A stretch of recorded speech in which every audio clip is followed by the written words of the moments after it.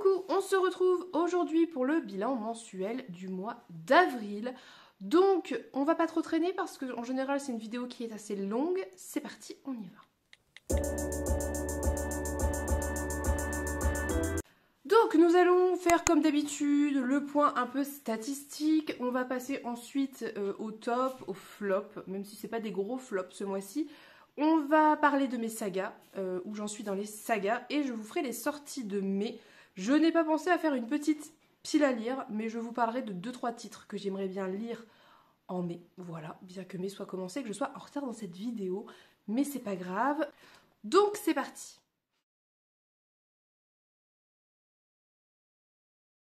Alors, point statistique. En avril, j'ai beaucoup lu, puisque j'ai lu 32 livres. C'est énorme, c'est vraiment énorme. Et très honnêtement, je n'ai pas eu la sensation que ce soit forcé. J'ai pas eu la sensation de m'obliger, j'ai pas vécu ça comme une contrainte. Ça s'est juste fait très naturellement. Et je pense que clairement, ce qui a aidé à ça, c'est que sur fin avril, j'ai fait un 7 jours 7 livres où j'ai lu plus de 7 livres d'ailleurs, mais où j'ai sorti pas mal de titres très courts qui se sont lus très vite. Et en fait, j'étais dans cette espèce de frénésie d'envie de lecture qui d'ailleurs a eu un pendant négatif, on pourrait dire, c'est que à la fin de ce 7 jours 7 livres, j'avais tellement envie de lire tout, et j'ai un petit peu toujours ça, mais j'ai réussi un petit peu à canaliser, mais on en reparle, dès que je commençais un nouveau livre, j'étais déjà dans l'idée de le terminer pour lire autre chose, parce que trop de livres me font envie en ce moment, tous mes livres me font envie en ce moment, et que je passe mon temps à essayer de trouver ce qui me fait le plus envie dans tout ce qui me fait envie, ce qui est très compliqué. Donc on est sur l'inverse de la panne de lecture, mais ça a le même contre-coup un peu négatif, c'est que du coup, je n'arrive pas vraiment à me mettre à fond dans une lecture parce que je passe mon temps à envisager la suivante. J'ai réussi à trouver une solution, une parade à ça. En fait, je pense qu'il fallait juste que je me sorte la tête de tout ce qui était SFFF. J'ai lu un contemporain, j'ai lu le Tiffany McDaniel qui est sorti le mois passé, si je ne dis pas de bêtises, enfin du coup en mars, qui encore une fois a été un livre incroyable, mais on en reparle. Et ça m'a permis un petit peu de faire cet effet, alors peut-être surprenant, je ne sais pas, de remettre les compteurs à zéro, d'effacer un petit peu tous ces univers de fantasy qui se mélangeaient, enfin de fantasy, de SF et compagnie, qui se mélangeaient, qui coexistaient dans ma tête et qui me donnaient cette impression d'être pleine de choses très différentes. Et ça m'a fait du bien. Donc si jamais, petit tips ou pas, je ne sais pas, si jamais vous vous sentez dans cette espèce de frénésie un peu particulière où vous avez envie de lire trop de livres et que vous êtes de très gros lecteurs peut-être de SFFF, essayez de changer de genre, ça peut peut-être aider. Voilà, ça peut donner une impulsion un peu différente. En tout cas, pour moi, ça a marché. Je vous le dis à toutes fins utiles. Du coup, revenons à mes statistiques. J'ai lu 32 livres en avril. Dans ces 32 livres, j'ai lu 5 graphiques, j'ai lu 12 one-shots et 19 sagas. En sachant que j'ai lu beaucoup de petits livres du coup, puisque sur toute la fin du mois d'avril, j'ai quasiment lu que des petits livres. Et en fait, finalement, la moitié de cette palle a été lue sur la fin du mois, ce qui est assez énorme, puisque avant de faire ce 7 jours 7 livres, j'avais lu 15 livres. Donc voilà, j'ai vraiment beaucoup lu sur la fin du mois, mais j'ai lu beaucoup de petits livres. Je n'ai pas comptabilisé le nombre de pages que ça fait, mais encore une fois, le nombre de livres ne veut pas forcément dire grand-chose, dans la mesure où j'ai lu des graphiques et qui se lisent quand même à un rythme très différent, où j'ai lu vraiment des petits livres, genre Madame Dodin qui fait une quarantaine de pages. Donc ça veut tout et rien dire, on s'entend, voilà.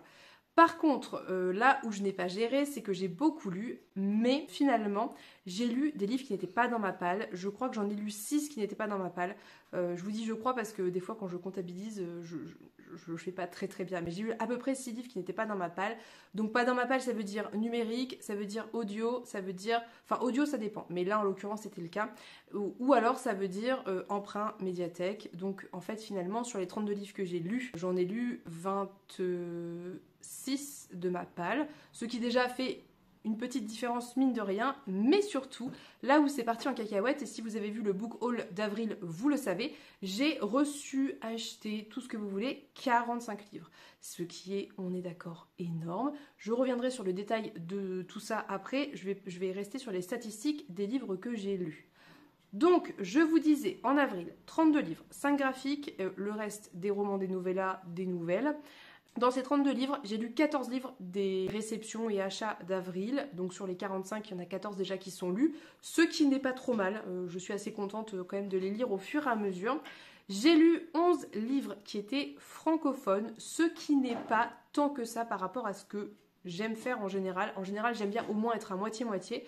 Et là, c'était pas trop le cas, en sachant encore une fois que c'est des chiffres qui sont légèrement faussés, puisque par exemple, je compte dans les 32 livres les 3 tomes de Lightfall que j'ai lus, et c'est le même auteur, c'est un auteur états-unien, donc ça fait déjà 3 volumes, ça pourrait limite compter comme un seul en fait, vous voyez. Mais bon, bref, j'ai lu 11 livres francophones, ce qui n'est pas énorme, je vais essayer de rééquilibrer ça sur le mois de mars, ça serait plutôt chouette.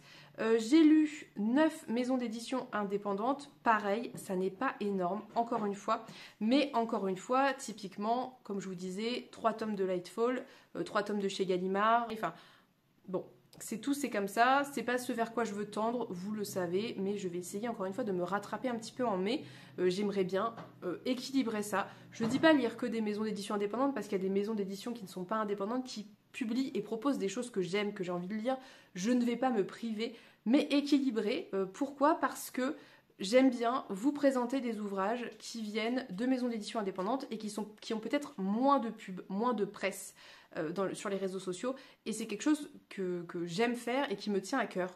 Donc je vais essayer d'équilibrer ça.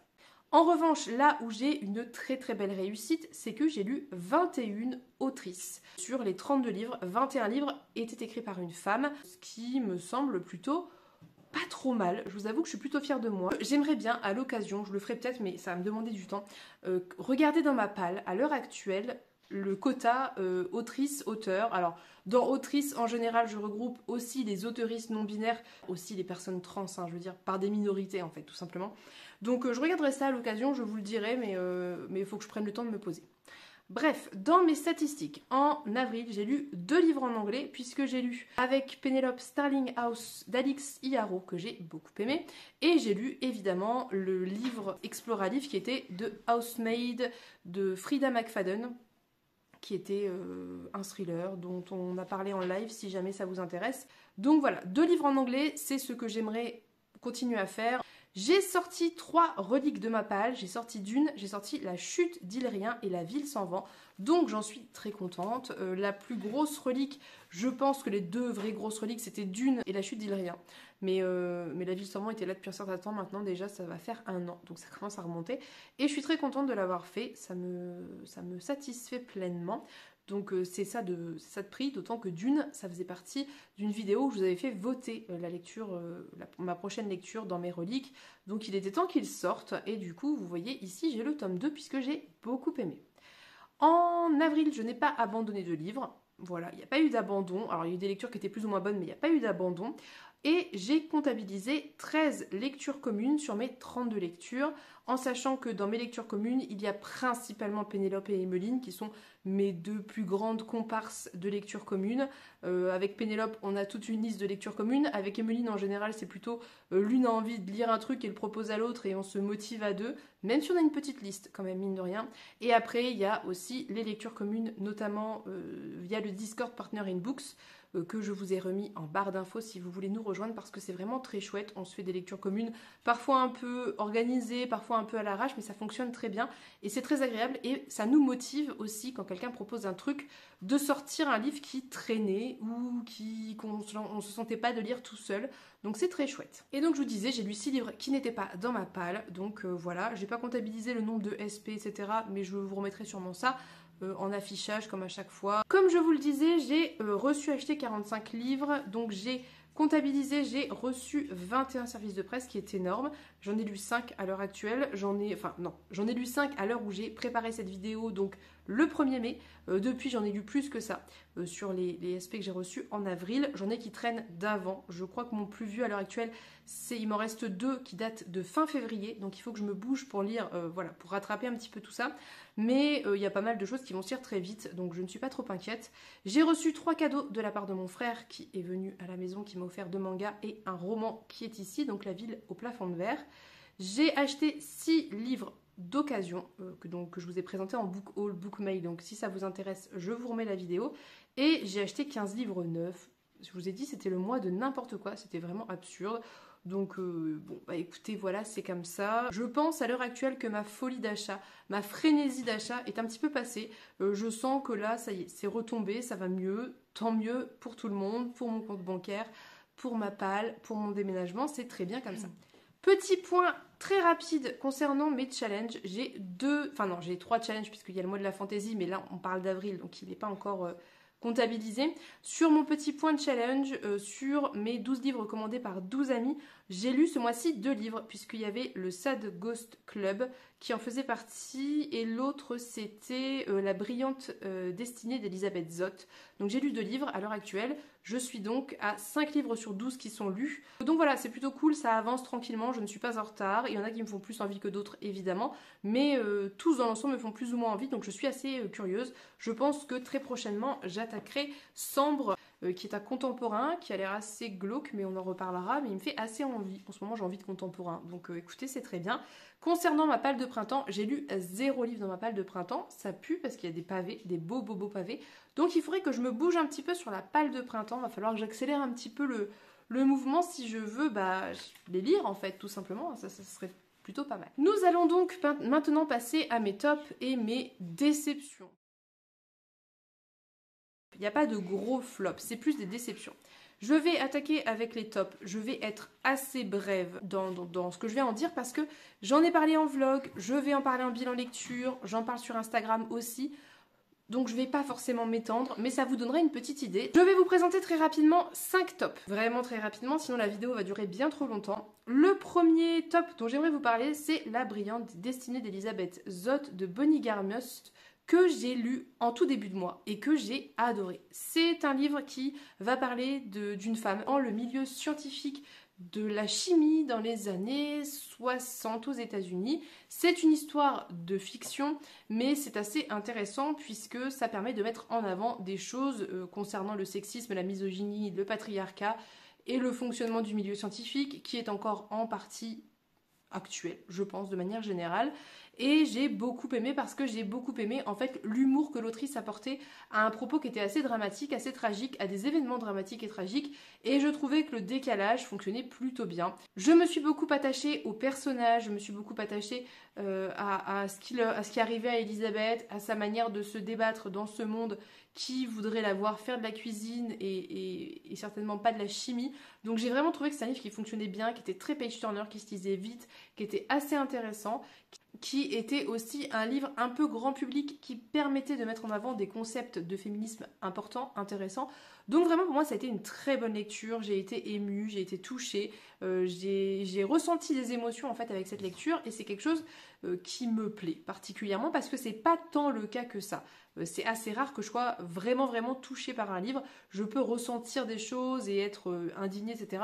Mais au point d'être un peu impliquée personnellement, pas si souvent. Donc moi j'ai beaucoup aimé. Je sais qu'il y a plein de détracteurs de ce livre. Je sais que dans l'ensemble il a quand même été assez plébiscité. Moi je vous en recommande la lecture en sachant qu'il y a des trigger warnings. Dans la playlist vlog d'avril 2024, vous retrouverez sans souci la vidéo où j'en parle. Ça peut être une des premières, voire la première d'avril. Deuxième livre que j'ai lu en avril, que j'ai adoré, c'est Les voleurs d'innocence de Sarah Walker, qui était un service de presse que j'ai reçu de la part de Gunmeister, qui va donc parler de la destinée de ces 6 sœurs qui sont des descendantes d'un fabricant d'armes. Voilà, le père a une entreprise d'armement, je sais pas comment on dit, qui a fait fortune pendant la Seconde Guerre mondiale, bien évidemment. Et ce qui se passe, c'est que quand la première sœur va pour se marier, la mère, qui est traitée de folle, que l'on accuse de folie, mais qui, elle, dit voir des fantômes, etc., va prédire à sa fille aînée de très mal finir si elle se marie. C'est ce qui se passe, et la malédiction semble perdurer sur cette... Comment on dit, tiens, fratrie, c'est... pas sororité, mais je sais pas. Bon bref, vous aurez compris. Donc c'était très chouette. C'était très chouette parce que, encore une fois, c'est un livre qui est plein de thématiques, de sous-textes assez riches.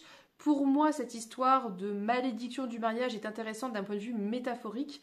Pour moi, il y a vraiment quelque chose de métaphorique qui est traité ici. Ça veut dire qu'on est sur des personnages féminins qui veulent se marier, aussi en partie pour partir de chez elles, pour devenir des femmes, des adultes.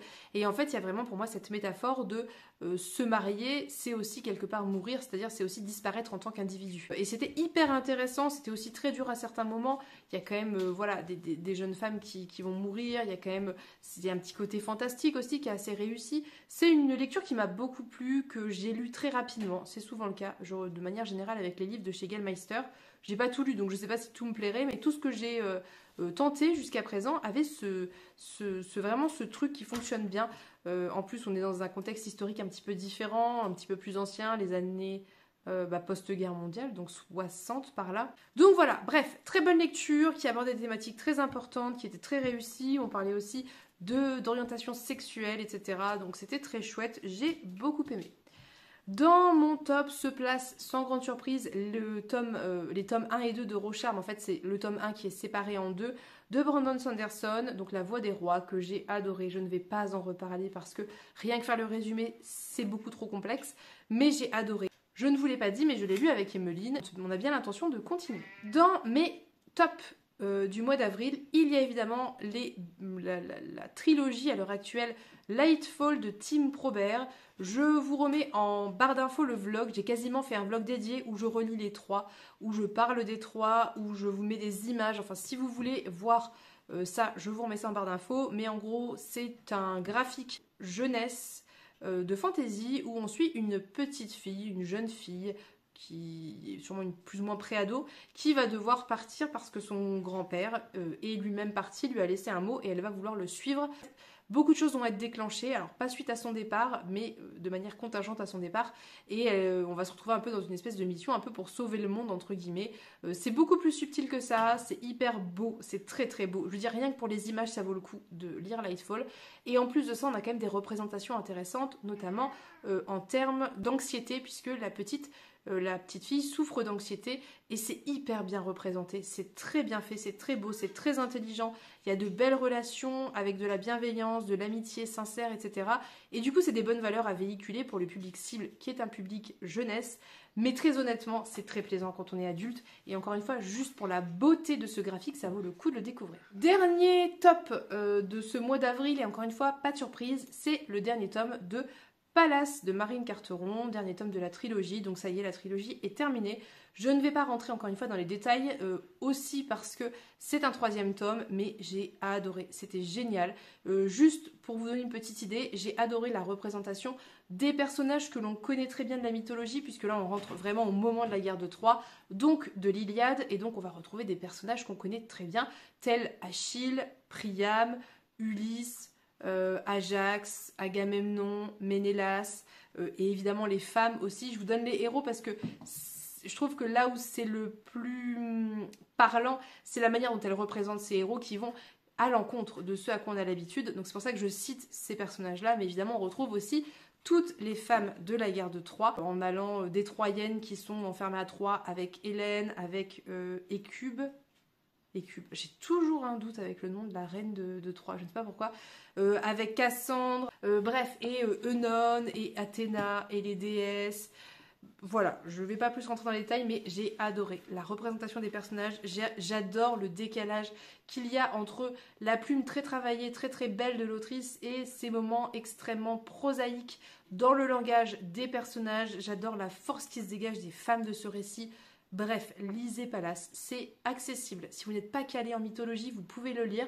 Pour 2 raisons. Premièrement parce qu'elle ne sort pas les mythes de son chapeau. C'est expliqué, c'est bien amené, donc on comprend même si on ne connaît pas. Et à la fin de l'ouvrage, il y a quand même un réel travail hors texte où elle cite ses sources.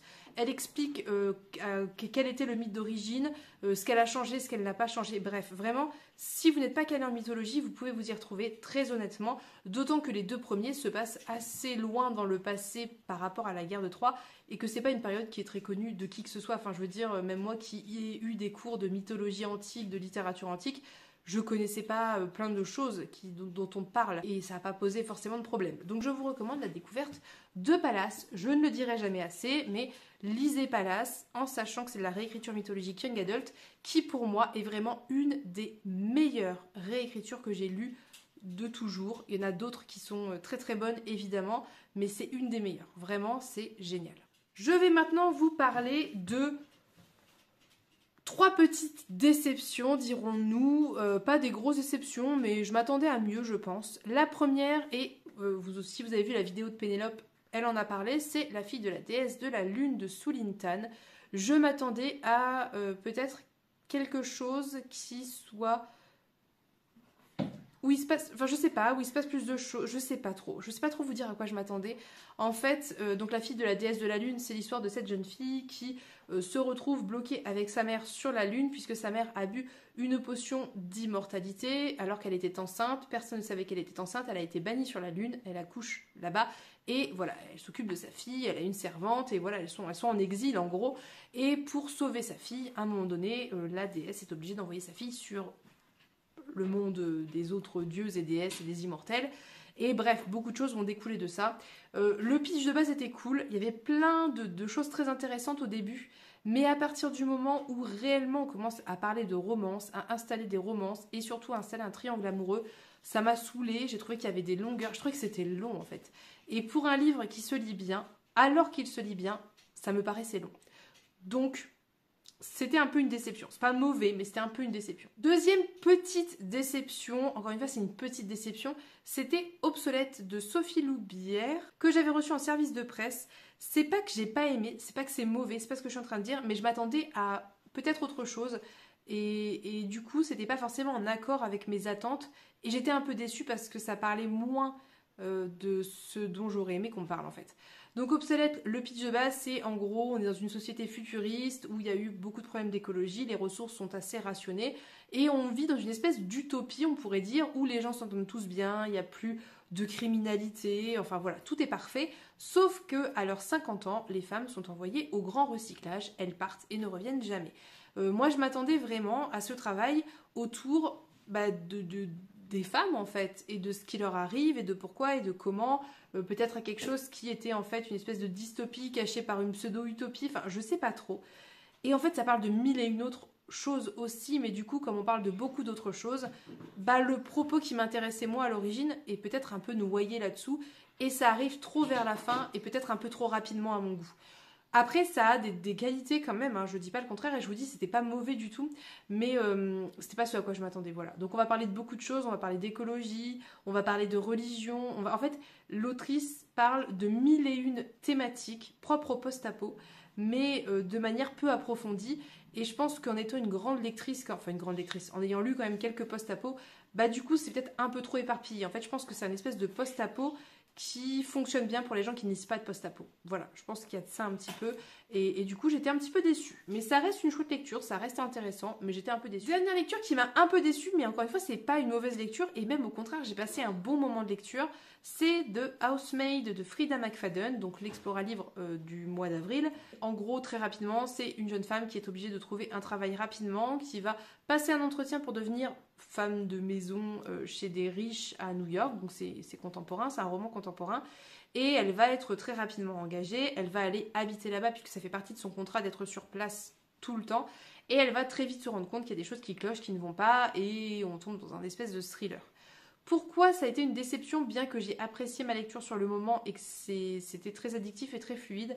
Ça a été une déception parce que je n'ai eu aucune surprise. J'ai tout vu venir en fait. Et du coup, je m'attendais peut-être à la fin à être quand même surprise par une espèce de retournement. Et en fait, le retournement de la fin, qui n'en est même pas franchement un, est tellement sorti de nulle part. Et tellement what the fuck, que du coup, on n'a pas pu l'anticiper un minimum. Ou alors, on peut pas retourner dans le passé en se disant ah bah oui, il y avait tel et tel indice. Et du coup, bah, c'est un peu décevant. Voilà, moi j'aime bien quand les thrillers me surprennent un peu. Ça veut dire que je veux pas forcément rien avoir vu venir. Ça me dérange pas d'avoir des éléments de réponse, d'avoir senti certaines choses. J'aime bien quand il y a un espèce de mélange entre ces choses que j'ai senti venir et ces choses que j'ai pas vu venir et que ça fonctionne bien. Et là, c'était pas le cas en fait. J'ai tout vu venir. J'ai eu zéro surprise très honnêtement. Et du coup, j'étais un petit peu déçue parce que j'avais envie, je pense, d'y croire. Voilà, c'était sympa, c'était addictif, mais je m'attendais vraiment à être beaucoup plus... avoir le souffle coupé en fait, et non. Donc voilà, c'est comme ça, c'est tout, c'est pas grave, c'est dommage, mais c'était pas mauvais, et je lirai la suite puisque le deuxième volume fait partie des Goodreads Awards de 2023, et voilà, du coup je lirai la suite avec Emeline a priori. Nous allons maintenant passer à la troisième partie de cette vidéo, à savoir le point saga. Je vais essayer d'être concise, efficace, rapide et tout ça pour que ça ne dure pas plus longtemps parce que j'ai quand même lu beaucoup de sagas en avril. En avril, j'ai commencé 10 sagas, ce qui est énorme. J'ai commencé 10 sagas. Je vais vous la faire très très rapide. J'ai commencé la saga Dune, je vous en ai parlé, j'ai le tome 2 qui m'attend ici que j'ai beaucoup aimé. J'ai commencé la duologie La fille de la déesse de la lune. On devrait normalement en mai réussir à sortir le deuxième volume pour terminer cette saga dans la foulée. J'ai commencé le cycle des secrets qui fait partie de mes sagas à jour pour le coup puisque le tome 2 n'est pas encore paru. C'était l'Explora Livre du mois d'avril qui était plutôt une chouette lecture honnêtement. J'étais pas subjuguée mais je pense que ce qui a desservi le livre c'est le fait que je l'ai écouté en audio et que peut-être que j'étais pas dans le bon mood pour l'audio, je sais pas. Du coup je pense que j'ai pas été assez concentrée et j'ai pas été happée par les moments peut-être de tension etc. Donc c'est un peu dommage. Je suis à deux doigts de le relire en papier et en même temps j'ai pas le temps donc c'est un peu embêtant mais je lirai sûrement la suite. Parce que j'ai quand même été très intriguée, très intéressée, j'ai bien aimé le système de magie, j'ai trouvé qu'il y avait une réelle complexité dans les personnages et dans les histoires qui ne prennent pas les ados pour des idiots et ça j'aime bien. J'ai commencé la duologie La ville sans vent, normalement bientôt, très bientôt, dans quelques semaines, enfin en tout cas en mai, je vais lire le deuxième tome de cette duologie et la terminer et j'en suis ravie. J'ai commencé la saga Belladonna, je sais pas combien il y a de volumes, 3 je crois mais je suis pas sûre. J'ai le deuxième tome sur ma liseuse, à l'occasion, prochainement je le lirai. C'était sympa, mais c'était pas incroyable. Voilà, j'ai bien aimé l'ambiance, mais il y avait des choses qui m'ont un peu dérangée, mais j'en ai parlé en vlog si jamais ça vous intéresse. J'ai aussi commencé la saga La chute d'Ilrien de Martha Wells, qui était assez complexe au début. Je pense, si vous voulez le lire, que vraiment, il faut que vous soyez concentré, il faut que vous ne soyez pas sur 15 000 livres en même temps, et il faut vraiment passer cette première partie très laborieuse, très particulière, où on est un peu perdu. Mais par contre, il y a une véritable originalité dans les personnages, dans la plume et dans certaines situations. Donc j'ai quand même beaucoup aimé. J'ai commencé l'espèce de saga, qui est un peu une saga bâtarde, parce que c'est un peu que des tomes compagnons, de Housemaid. Comme je vous l'ai dit, je vais lire la suite assez bientôt. Je ne sais pas quand, mais très bientôt. Je l'ai déjà commandé en anglais. Donc on va voir. Il faut voir aussi quand est-ce qu'Emeline est motivée. J'ai commencé la saga Les Carnets de l'Apothicaire, qui est une saga de manga. Donc ça, voilà, ça, je vous le dis ici, mais ça compte pour moi pas vraiment, dans la mesure où les mangas, je suis quand j'ai envie, et c'est pas très grave, j'ai pas forcément envie de finir en fait les sagas de manga, donc voilà. J'ai commencé la saga Ni Dieu ni Monstre, qui est également une saga à jour, puisque il n'y a que le tome 1 qui est paru aux éditions La Talente. C'était un livre que j'ai beaucoup aimé, qui encore une fois fait partie de ces livres au début où vous êtes perdu, parce que plein de points de vue, parce que l'auteur fait le choix de vous perdre, de ne pas vous prendre par la main, de ne pas tout vous donner, pas tout vous expliquer, et c'est au fil du récit que les choses commencent à se décanter, et c'était très bien écrit, c'était très intelligent, c'était très engagé, j'ai beaucoup aimé. Et j'ai commencé la saga de Sad Ghost Club. Je crois qu'il y a 3 tomes en VO qui sont parus. Je lirai prochainement, un de ces 4, le deuxième volume en anglais. Je me le trouverai d'occasion en anglais, puisque j'ai commencé en anglais, donc je vais continuer en anglais. Du coup, dans mes sagas à jour, vous l'aurez compris, il y a Lightfall, puisque j'ai lu les 3 tomes. J'ai relu les 2 premiers et j'ai lu le 3e. Le cycle des secrets Manon Fargeton et Ni Dieu d'y mettre de Cadwell Turnbull, qui était très chouette. Dans mes sagas avancées, il n'y en a qu'une et je ne sais pas quand est-ce que je vais pouvoir la continuer. C'est De Brindilles d'os, donc le deuxième tome des Enfants indociles de Shannon Maguire que j'ai lu avec Emeline. On a beaucoup aimé. J'ai préféré ce deuxième tome au premier parce qu'il y avait peut-être plus de profondeur, mais aussi je pense parce que le premier tome faisait un peu office d'introduction à l'univers. Et comme c'est des volumes assez courts, forcément il faut se concentrer sur certains aspects plus que d'autres.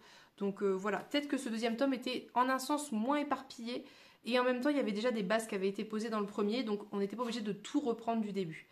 En tout cas, j'ai adoré les thématiques abordées, j'ai adoré l'univers, j'ai trouvé que c'était très très très très bon. Dans mes sagas terminées, j'ai 2 sagas terminées. C'est Bintine de Nnedi Okorafor, que j'ai lu avec Pénélope, que j'ai beaucoup aimé. Je sais que c'est particulier, je sais que c'est perché, je sais qu'on ne comprend pas tout, et je sais que tout le monde n'adhère pas, et je le comprends totalement. Mais moi, j'ai beaucoup aimé Binti. J'ai adoré les thématiques abordées. J'ai adoré la manière dont l'autrice, encore une fois, et comme toujours, réussit à mêler ce côté traditionnel, culture traditionnelle, croyance religieuse traditionnelle, avec la science, la technologie et des questionnements très actuels. J'aime beaucoup ces questionnements aussi autour de l'importance des racines, mais aussi de comment on évolue avec ces racines sans se laisser entraver. Pour moi, il y a quelque chose de très très très très bon dans le sous-texte de Nnedi Okorafor et j'aime énormément. Et vous l'aurez compris, puisque, encore une fois, je l'ai déjà dit, j'ai terminé la saga Palace, à mon plus grand regret, parce que j'adore, mais je les ai tous et je pourrais toujours les relire. Donc c'est une saga que j'ai terminée ce mois-ci, et je suis très contente que ce soit fait quelque part, et en même temps très triste, parce que j'avais pas envie de quitter ces personnages. Je tiens à vous dire, parce que je sais même pas si je l'ai dit, on a une fin qui est très particulière, qui est assez osée de la part de l'autrice. Je suis assez admirative qu'elle se soit lancée là-dedans parce que c'est osé et je pense que ça déplaira probablement à plein de gens. Mais pour moi, c'était un pari réussi parce que c'est cohérent en fait. C'est très très cohérent avec le propos et j'ai adoré. Voilà, c'est tout pour mes sagas. Je l'ai fait vite, je l'ai fait rapide, mais tous ces livres, j'en ai parlé en vlog. Donc vraiment, si vous voulez des détails, allez voir les vidéos vlog. Je ne sais pas si vous le savez, mais je vous le redis, dans tous mes vlogs, si tout va bien, si j'ai pas oublié, normalement, tout le découpage, lecture par lecture, jour par jour et compagnie, est fait en barre d'infos. Donc vous pouvez directement ouvrir le vlog et aller là où ça vous intéresse, à la lecture qui vous intéresse, sans tout regarder, sans avoir à chercher. Donc n'hésitez pas à utiliser ces outils que je mets à disposition de vous, mais aussi de moi, parce que ça me sert aussi à moi, à les utiliser. Nous allons maintenant passer à la 4e partie avec les sorties de mai. J'en ai noté 5. J'en ai noté 5. Mais il y en a plus que ça. Franchement, il y en a plus que ça, mais je me suis limitée. J'ai noté Les Amitiés fantômes de Morgan Stankiewicz, que j'ai précommandé, que j'attends toujours, que j'ai très envie de découvrir. Je sais plus de quoi ça parle, si ce n'est que c'est publié chez Gauteur, et du coup, je pense qu'on va être dans du fantastique, mais je suis pas trop sûre. Et a priori, on est sur une jeune femme qui perd sa meilleure amie. Sa meilleure amie décède, et je ne me souviens plus du reste. Mais j'ai très très hâte de découvrir ça, parce que j'avais lu un écrit de Morgan Stankiewicz dans Nous parlons depuis les ténèbres, publié également chez Gauteur, que j'avais adoré. J'ai noté ensuite, en date du 13 mai, je ne sais pas si c'est déjà sorti ou pas, en tout cas bref, c'est Le démon de Maître Prosper de K.J. Parker, publié aux éditions La Talente, qui me fait très envie, qui a l'air très intriguant. Je ne sais plus très bien de quoi ça parle, encore une fois, parce que c'est moi et que moi je ne retiens pas les résumés, mais je l'ai noté. De toute façon, je vous remets les visuels si tout va bien. Donc voilà, ça me fait très envie, la couverture m'appelle. Je trouve que ça a l'air assez mystérieux, assez sombre. Je serais curieuse de le découvrir. J'ai noté ensuite, en date du 17, 2 titres qui m'intriguent, à savoir La première année de Amy Harmon, puisque Amy Harmon écrit a priori plutôt des romans historiques, mais La première année c'est de la fantasy, et vraiment, ça m'intrigue. Je serais extrêmement curieuse de lire La plume d'Amy Harmon en fantasy, donc je l'ai noté, et peut-être que je me le procurerai, enfin peut-être pas dans l'immédiat, mais un de ces 4, ça me rend très très curieuse. Je ne sais plus le résumé, je vous remets ça là. Et enfin, autre livre qui m'intrigue beaucoup, c'est Jour de sang de Sue Rainford. J'ai déjà dans ma palle un livre de cette autrice, c'est Jusque dans la terre, que Pénélope m'a offert, mais celui-ci m'intrigue grandement. Je me souviens que quand j'ai lu le résumé, encore une fois, ça m'a fait très envie. Donc pareil, je me rappelle plus parce que voilà, mais je vous remets ça là et j'adore la couverture, je la trouve très belle. Ça m'intrigue beaucoup. Mais bon, voilà, on verra parce que c'est un peu compliqué, vous avez vu tout ce que j'ai comme livre à lire, mais voilà, j'aimerais bien le découvrir. Dernier livre que j'ai noté, et c'est un livre que j'ai dans ma palle, mais il va être réédité, il va sortir le 22 mai, c'est L'épouse de bois de Terry Windlings, dont je vous ai parlé, puisque je vous l'ai montré quand je l'ai reçu, il est quelque part par là. Et a priori, normalement, j'ai prévu de vous faire gagner un exemplaire de ce livre, si jamais ça vous intéresse, donc restez connectés, on en reparle, on voit ça prochainement. Concernant le résumé, on est a priori dans une espèce de réalisme magique où une jeune femme va aller habiter dans la maison de son mentor décédé, va récupérer en héritage sa maison et il va se passer des choses un peu étranges, un peu dérangeantes et on va voir, voilà. Donc c'est tout pour les sorties, en réalité il y en a d'autres, mais je voulais me concentrer sur ces 5 titres, ça me semble déjà pas trop mal. Il y en a d'autres qui m'intéressent, puisqu'il y en a que j'ai reçus en service de presse, mais je vous les ai présentés. Il y en a que je vais lire et dont je vais vous parler en vlog au fur et à mesure, donc on verra ça. Mais par exemple, typiquement, un qui va sortir bientôt, qui me fait très envie, que je vais lire très bientôt, c'est Don d'Ursula Le Guin qui sort, je sais plus, je vous remets ça, mais je crois autour du 20 par là. Donc voilà, typiquement ce genre de livre qui évidemment me fait très très envie. Mais ça pareil, j'en ai fait un reel pour le coup, ça je vous l'ai présenté en reel. Voilà, c'est tout. Ah si, je vous avais dit que je vous ferais une micro-palle. J'ai prévu de lire en mai, évidemment, les 2 Explora livres, donc qui sont La Guilde des Ombres d'Anatrice, que j'ai bien évidemment entamé à l'heure actuelle puisque nous sommes en mai, qui démarre très bien, que j'aime beaucoup pour le moment. Je suis un petit peu en retard, mais je vais rattraper ça. Je vais évidemment lire le livre en anglais qui est Mexican Gothic, que je n'ai pas encore reçu, mais pareil, ça c'est sûr que je vais le lire, bien évidemment. Je vais lire aussi le tome 2 de La Ville sans vent, c'est une certitude, c'est prévu, c'est programmé, c'est acté. Je vais essayer de sortir Les Habitants du Mirage d'Abraham Merritt, cadeau que m'a fait mon frère il y a maintenant une éternité, qui fait partie de mes reliques et qui fait partie de ma palle du printemps. Donc je vais vraiment essayer de sortir ça, parce que ça sera 2 en 1, une relique et un cadeau et ma palle du printemps. Et j'aimerais beaucoup conclure une duologie qui n'est même pas une duologie dans la vraie vie. C'est Swan Song de Robert McCammon, donc La glace et le feu, qui est donc la deuxième partie de ce livre qui a été coupé en 2 en français, voilà. Donc c'est ça, ma petite palle. Donc mes livres obligatoires, et puis ces 2 livres que je sors un petit peu pour me rappeler qu'il faut que je les lise aussi. Voilà, vidéo qui aura duré bien longtemps encore une fois. C'est très difficile de parler de tout ça de manière beaucoup plus concise. Mais écoutez, je fais au mieux. N'hésitez pas à me dire vos propres statistiques si vous les avez, si ça vous intéresse. Combien de livres avez-vous lu? Est-ce que vous avez lu des livres qui traînaient depuis longtemps? Est-ce que vous avez réussi à respecter vos objectifs personnels? Est-ce que vous avez des objectifs personnels comme par exemple lire plus d'autrices, lire plus de romans francophones, plus de maisons d'édition indépendantes ou d'autres objectifs qui vous sont propres? Je serais vraiment très curieuse de connaître vos objectifs personnels si vous en avez. Si vous n'en avez pas, il n'y a pas de souci, chacun fait bien comme il veut.